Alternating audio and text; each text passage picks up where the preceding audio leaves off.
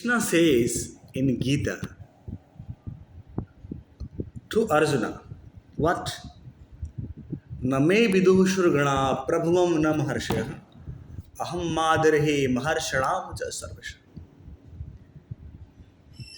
So I am the source of everything and I cannot be known by any kind of yoga. And no one knows about me, whether he's Siddha or the Deva, irrespective of any kind of your stage, how much evolved you are, it does not make any sense in exploring the Krishna or the divinity of Krishna, irrespective of your species, whether you are Brahma, whether you are Indra, whether you are Siddha, whether you are Deva. It does not give you the power, it does not give you the access to the divinity or the divine realm of Krishna. It is beyond all those realms. So Krishna discloses this to Arjuna in Gita. And the same kind of expression comes out by the Ved Vyasa in the Srimad Bhagavatam. What is that? Yad phalam nasti tapsa yogena na shamadhina tat phalam labhyate shamyak kalau keshav kratnat. So it means कि by the yoga or by the samadhi, the fruit or the divine fruit, this is the aim of life, which comes out in the life tree, could not be achieved by samadhi or the yoga. It is the only Krishna Bhakti, it is the only devotion towards Krishna which may give basis to that divine realm of Krishna or the divine attributes of Krishna. It is not accessible by the samadhi even. The most advanced form of samadhi is the Nirvij Samadhi or Nirvikalp Samadhi. We say it Nirvikalp Samadhi. When if you enter in the samadhi, there are 4 stages of samadhi. Who is enjoying for the, what you call, for the very longer period of time. So samadhi is such a thing. It seems in the samadhi that he has crosses the zone of time. Times tends to be very slow or times tends to be static. The transitory nature of time becomes very slow in the samadhi. Almost everything becomes static. Everything got suspended. All the rules of samsara got suspended in the state of samadhi. And seems to be eternal, that you have achieved the eternity. You may achieve that eternity, no problem.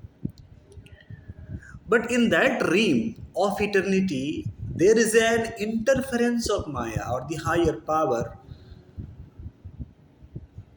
or the high energy of God, which control the whole universe, the bunch of universe. So there are the innumerable bunch of universe. So it is controlled by some power. So that power is having an interference in all the universes, whether it is subtler or whether it is physical, whether it be the loka of Siddha or the Brahma loka, but there is an interference of Maya. And that is not beyond the realm of suffering. Something is missing that seems to be divine, but that is not divine. So there is a reflection of divinity in that loka, but still that is not divine. They are also the subject of kala, the subtler kala. So what I'm trying to say, or what Upanishad has given the message, that by Purushartha, by yoga, by any kind of practice, whether it is Kundalini yoga, whether it is another aspect of yoga or any kind of meditation, meditation can lead you to samadhi. It can make you meditative. It can make you aware, the more conscious. You are more and more conscious, but you are not divine. You have not experienced your divine nature in the true sense. So, what is divine? Divine is one and only one thing, that is the Krishna Bhakti, the devotion towards Krishna. To enjoying the sweetness of Krishna,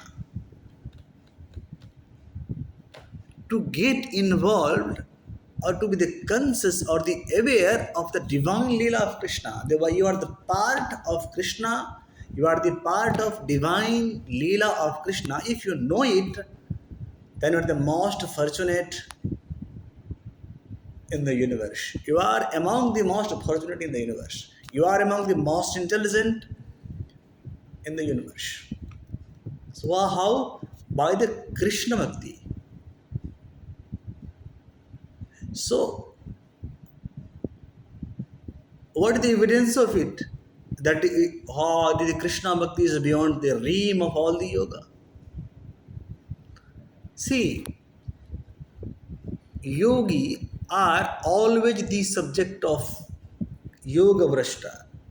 There is not a single yogi who has not come down from the higher orbit to the lower orbit of yoga. They have always come down. They are always come down. There is always a possibility to get down from the higher orbit, get down from the higher trajectory of samadhi.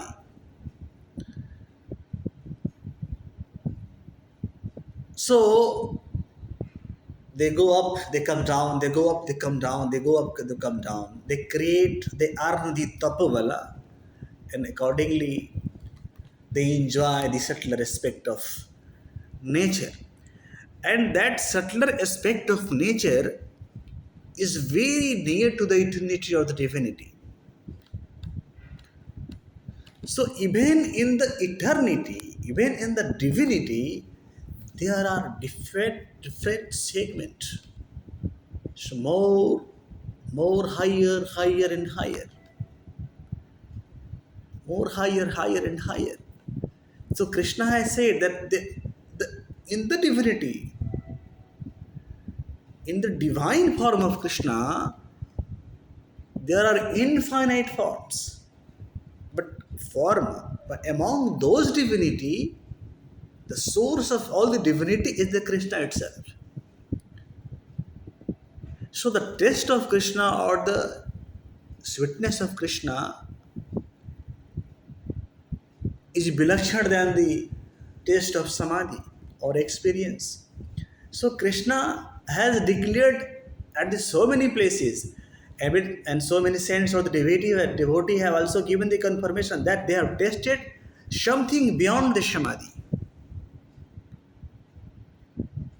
So in samadhi you can taste the attributes of a spirit or the soul, Atma, which you call Atma, Naranjana. You can taste that. You can be stable in that. But there is a thing which is beyond this Akshara. Aksharatita. Dvamime Purushe Loke Chara Aksharevacha. Uttamu Purusho Vanya. There is something which is beyond this Akshara. So that is the Krishna. So he is the subject of only devotion. It is the only devotion by which you can assess the divine Leela of Krishna.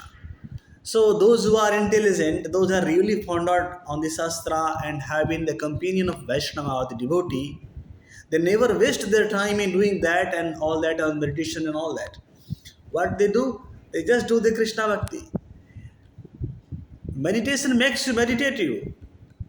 Meditation makes you conscious. And the same consciousness, the higher or the divine consciousness, is saying on what you must be conscious, on what is that element which is worthful of being conscious, that is the Krishna Bhakti only. So the most intelligent investment of life is to invest your prana in the Krishna Bhakti, in the lotus feet of Krishna. You just do it, you will feel the difference. How different it is. How different it is.